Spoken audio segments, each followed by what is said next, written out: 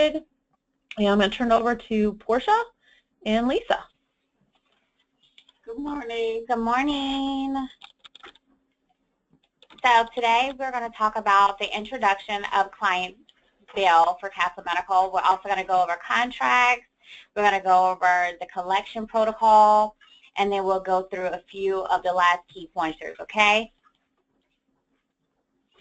So on the first slide, we have the definition of client bill, which is a billing program that clients can bill the patient's commercial insurance for various laboratory screenings that we do here at Castle. To the right, you have what you need for client bill, how to fill out a contract, setting up a client/account, how to fill out a requisition, how to bill, invoicing statements, commission delinquency list. Okay, so here we have what is needed for client bill.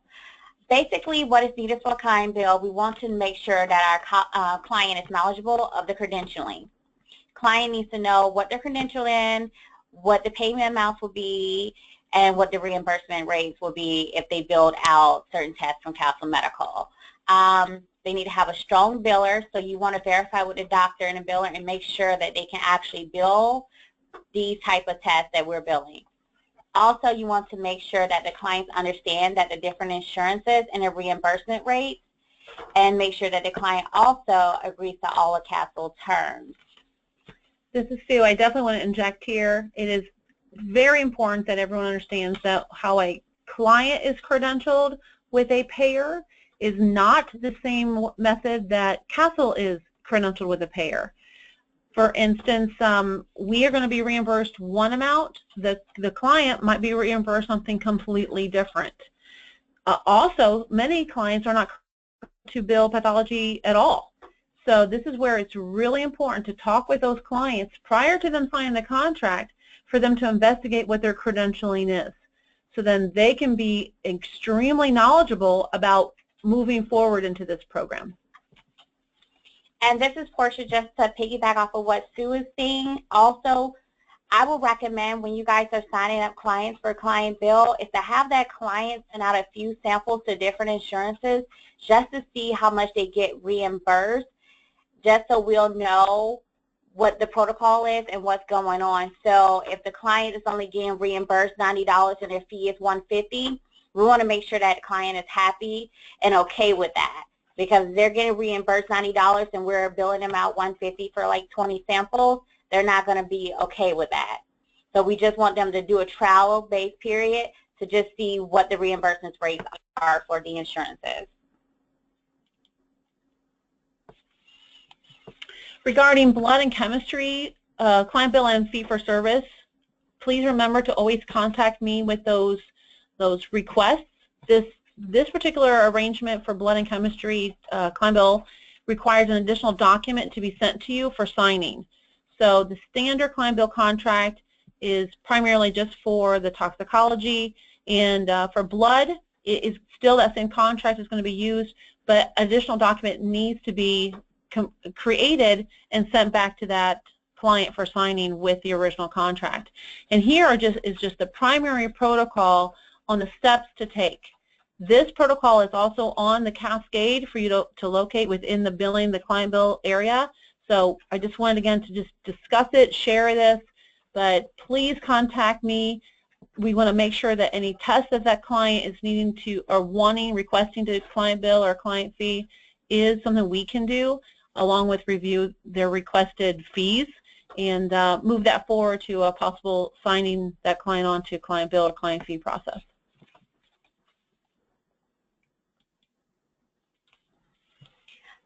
Here we have how to fill out a client bill contract.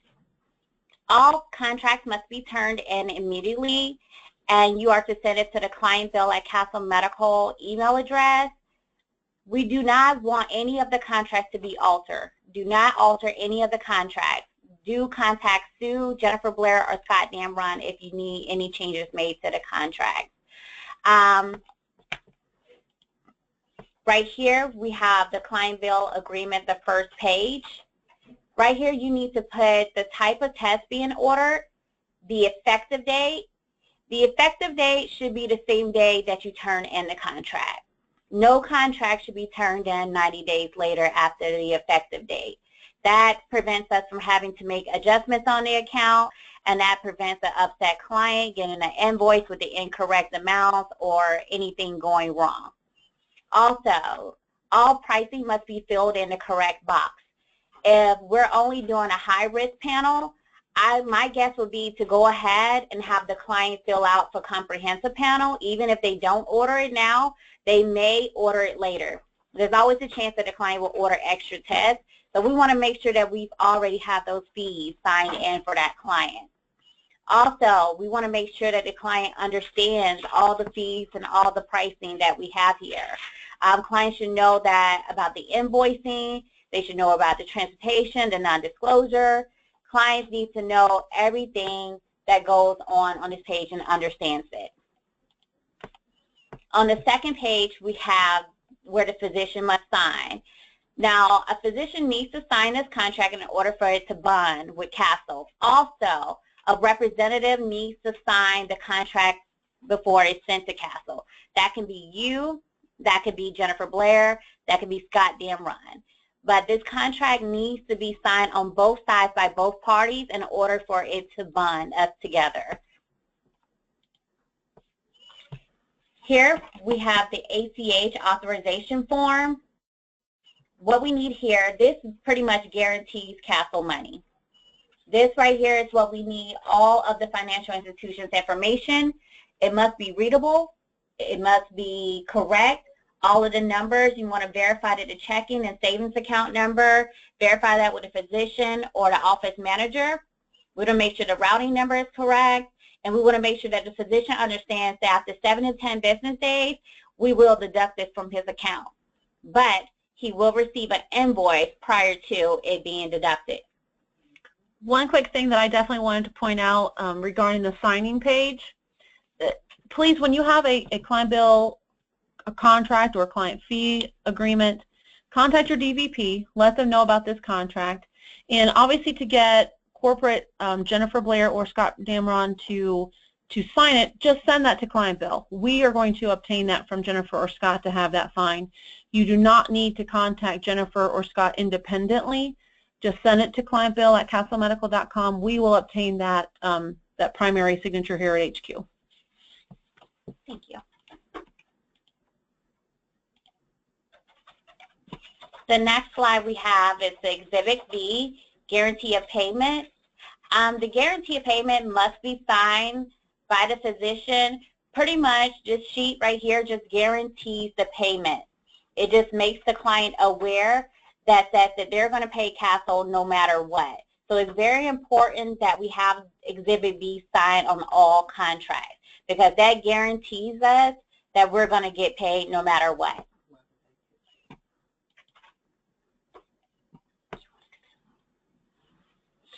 Okay, so the next slide we have here is how to fill out a requisition. Upon completing a requisition, we want to make sure that all of our collectors or staff members at any clinic knows what to fill out on a requisition. Everything on here basically needs to be filled out.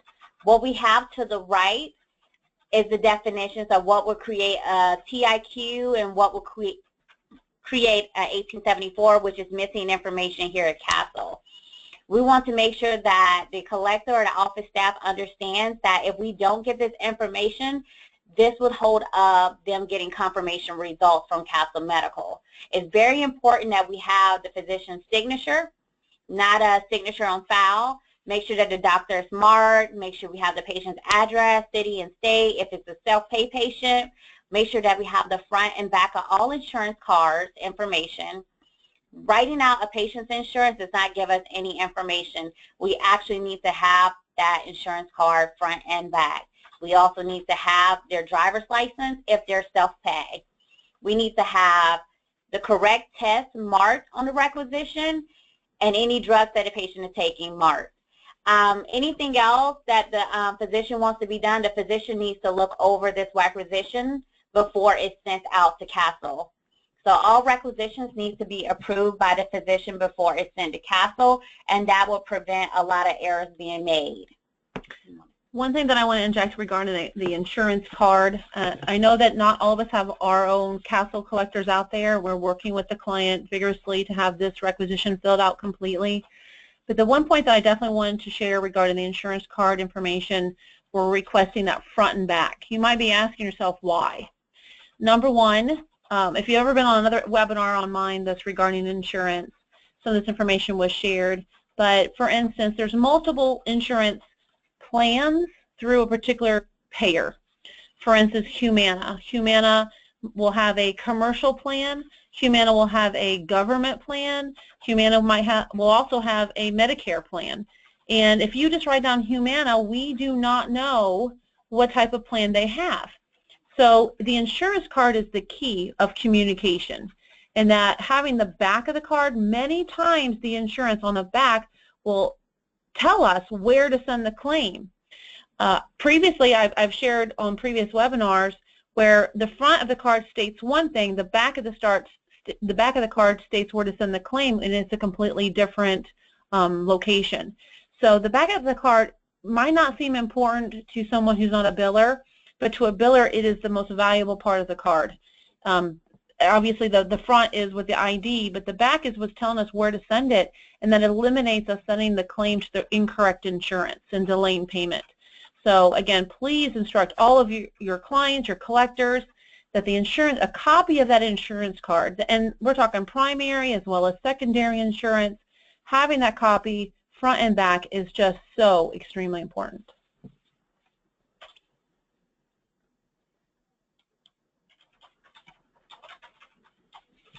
On this page, we have billing/client bill, which is giving the definition of each type of, actually, it's your term, what we're talking about here. So many practices use different terminology. Here is our definition of what these terminologies are, how we define client bill, how we define direct bill, how do we define insurance bill, patient bill, self-pay. So it's really important for you to know what we are defining what to be according to these terms, because your doctor, for instance, many of them will say insurance bill, but they're thinking for themselves. In turn, for us, that would be client bill. So it's really important to make sure that you understand the terminology of how we're interpreting things, and so on and so forth. This goes right back to the requisition. On the requisition, there is 3 locations. One says insurance bill, one says self-pay, one says client bill. So if the provider, the office is thinking that they're going to insurance bill it, if they mark insurance bill and they go ahead and bill that insurance, we just double billed because we billed it as well. So it's really important to understand these terms to make sure that we're all on the same page and everyone is, to be honest, working together. So now we're going to talk about invoicing. Client bill invoicing, the goal in the following process is to produce an invoice that will be sent to our client bill clients that reflects all of their specimens that were marked, client bill, and collected in their office during the billing cycle. For an example, all collected specimens from Sunday through Saturday should appear on the following week's client bill invoice that is sent on the client via regular mail or email. Invoicing here at Castle Medical is done on a weekly basis. Statements are sent out monthly, and we do courtesy calls to clients daily.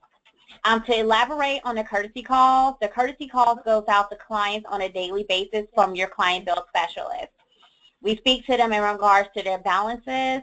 We speak to them in regards to their invoicing. We want to talk to them and see if there's anything that they need training on as far as billing purposes. Pretty much it's providing like top-notch customer service to the client. That's what the courtesy calls boil down to. As far as the statement goes, the statements are sent out to the clients to let them know sometimes they don't receive invoicing. So the statement's just letting the client know this is your balance and this is where you're at. We're here to help you. If you need any help with setting up a payment arrangement or any other type of billing issues that you're having, that's what we're here for when we're doing invoicing. One thing I want to inject about the statements, the one thing that's important to know about the statement that is purely reflecting only what's open on that account. It does not reflect payments. It does not reflect previous paid invoices, anything like that. It's just showing open.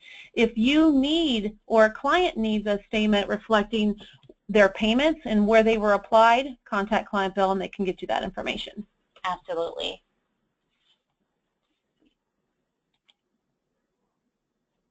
Here's where we have where the client can review the invoices online. As well as yourself.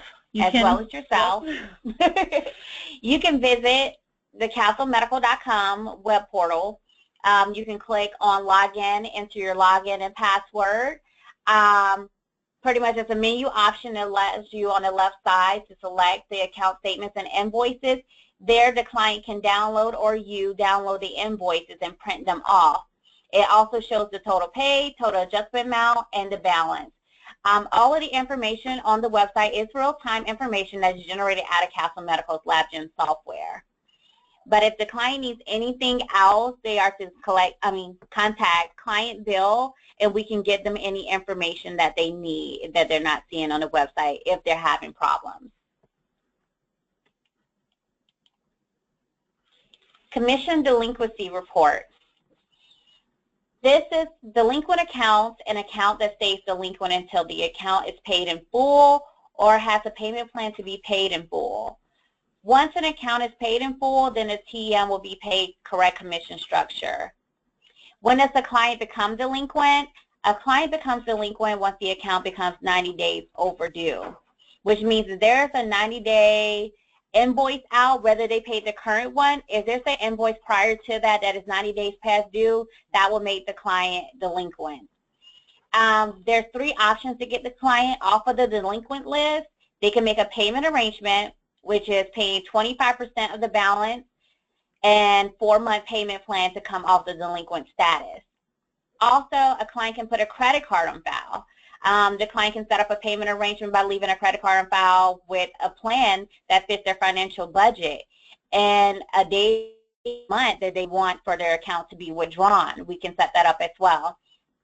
Also, a client can do post-dated payments, as the client needs to put down at least 35% of the balance and post-date 3 checks for the remainder balance, or set up a valid account for ACH to have payments deducted on a weekly basis. That pretty much wraps up the commission delinquency report. Lastly, we have the Client Bill Specialist Territory Sheet. Here you can find each territory state to what, here you can find a Client Bill representative that represents your state. If you look at the state, it will have Lisa or my name, Porsche, on there, on each state for your Client Bill representative. We will also make this map available in the Cascade, so you can look it up at any time. For instance, if you have a client in Kansas, you're going to know to PW as Portia Wilder, so you're going to know exactly who to contact.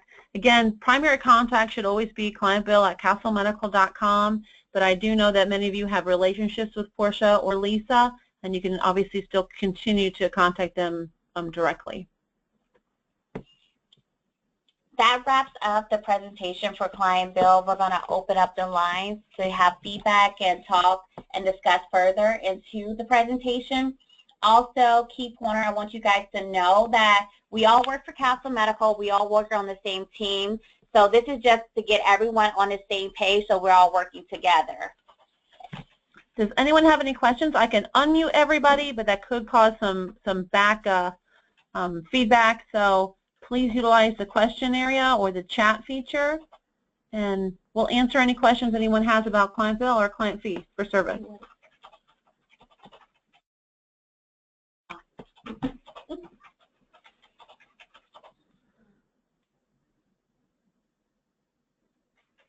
Any questions?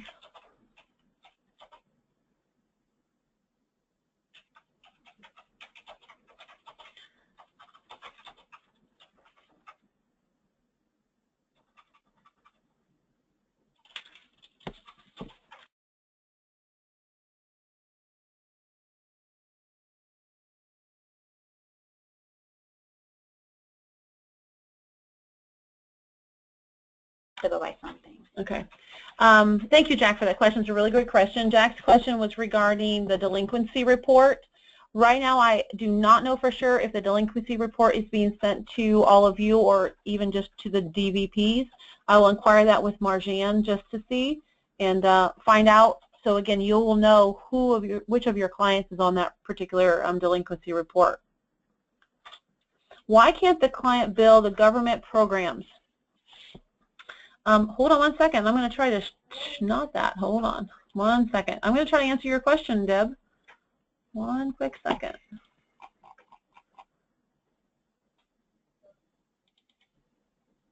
Oh, 1 second. It actually outlines why within the contract, and that's what I'm going to try to pull up for you, so then you can actually see it. Let's have it keep opening up on the other side.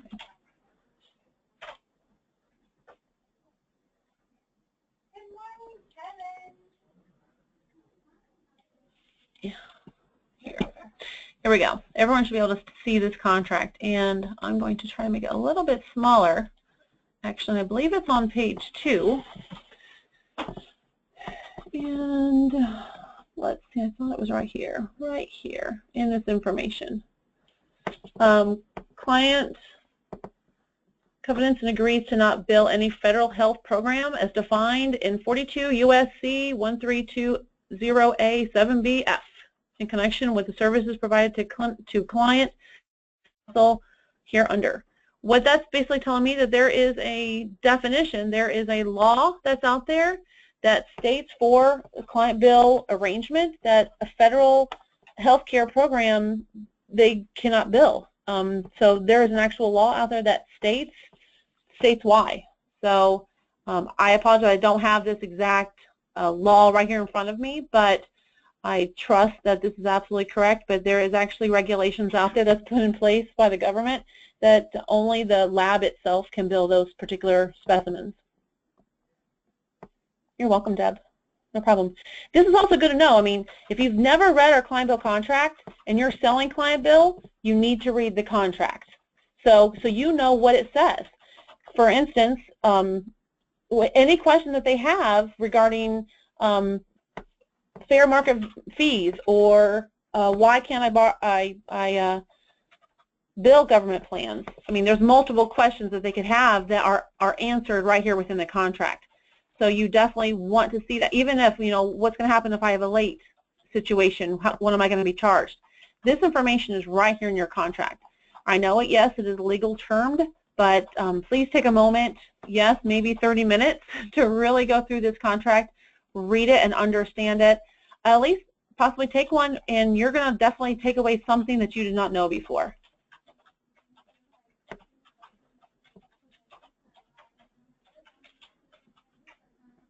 Yeah, that is correct. Thank you, Jack. It is illegal for them to bill government plans.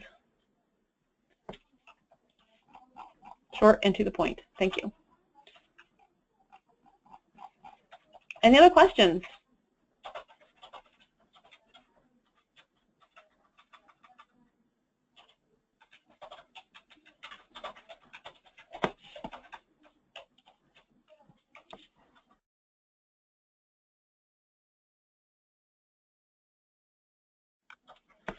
Now, the one thing I know that maybe some of you just are not for sure what questions to ask, please feel free to contact clientbill@castlemedical.com. You can contact Susan Mayberry at castlemedical.com. Also investigate the information cascade on the portal. There's lots of client bill information in there. So we definitely want everyone to be educated on this matter, because the number one thing that you really need to take away from this is that we need to make sure we are selling this program to the right, strong clients. They must be strong in billing. They must be strong on finding out what their credentialing is, because the number one thing to take away from this is that we do not get paid when they get paid. When they mark client bill on that requisition, they are taking ownership of that specimen to pay Castle Medical for the results. So it is very important that they understand and you understand that payment to Castle is not defined if they get payment. Medical billing in itself is a gamble. Every single provider out there who is a medical provider who bills an insurance is never guaranteed payment on the services they gave that patient. and they know this. They're in the medical field, and they definitely know that is something that they inquire, that they receive. So just because they service that patient doesn't mean they're going to get paid for it. That's just how the medical industry is. It's a sad thing that that's true, but it is. And we're no different. That's why we cannot sell this as, well, you only have to pay us if you get paid. That's just not how the medical industry works. We have done a service, we receive payment, especially when they take ownership by marking client bill. And we do understand that some clients were told that previously in the past, and those clients in particular, we are willing to work with them in certain situations, a case-by-case situation.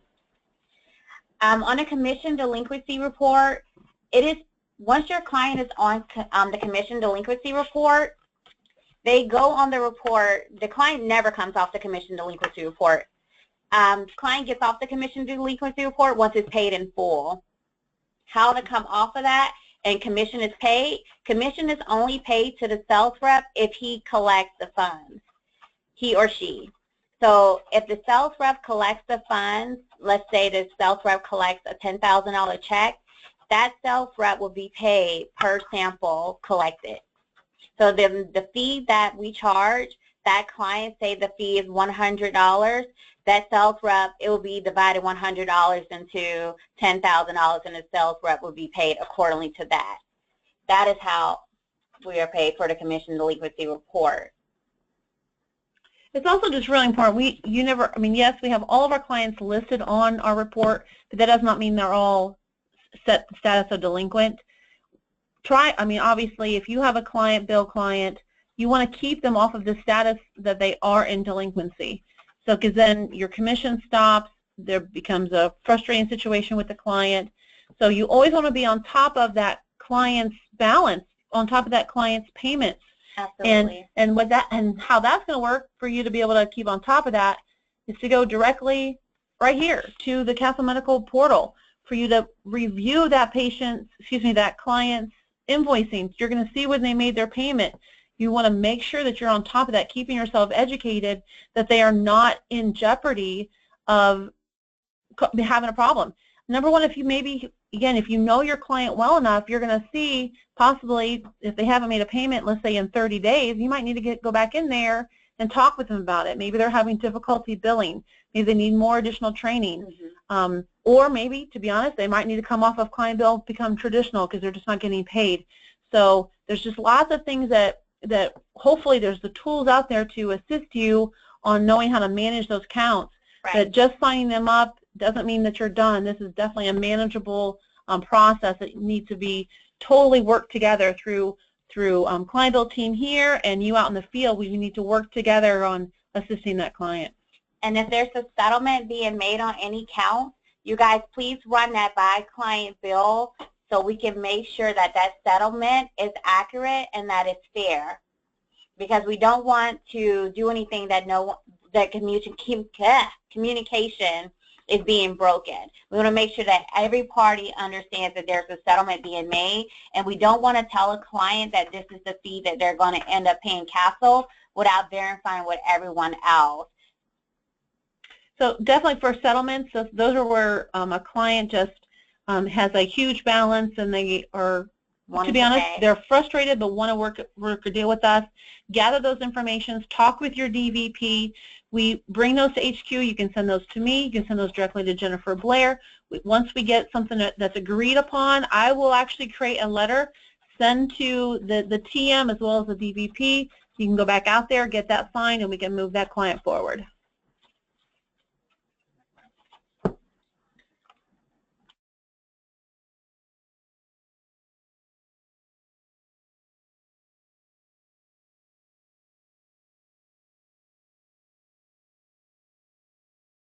Regarding your question regarding settlement, that is something that's up to Jennifer Blair. I do not believe so, but again, it could be case-by-case basis where that discussion would have to be taken directly to operations. Any other questions? Great questions. Thank you. Did anybody want to be taken off of mute to speak?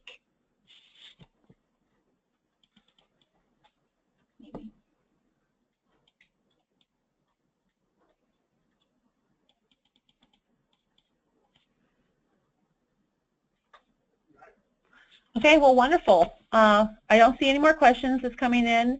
Again, any time, if any more questions comes up, please contact us. To be honest, I might create a small little test about Client Bill and send to all of you just to make sure everyone was paying attention and listening. Absolutely. Again, because the information that we're sharing is so valuable for you, for Castle, for everyone. So thank you so much. Again, if you have any questions after this, email us, call us. We're here to help. Thank you, everyone. Thank you. Mhm.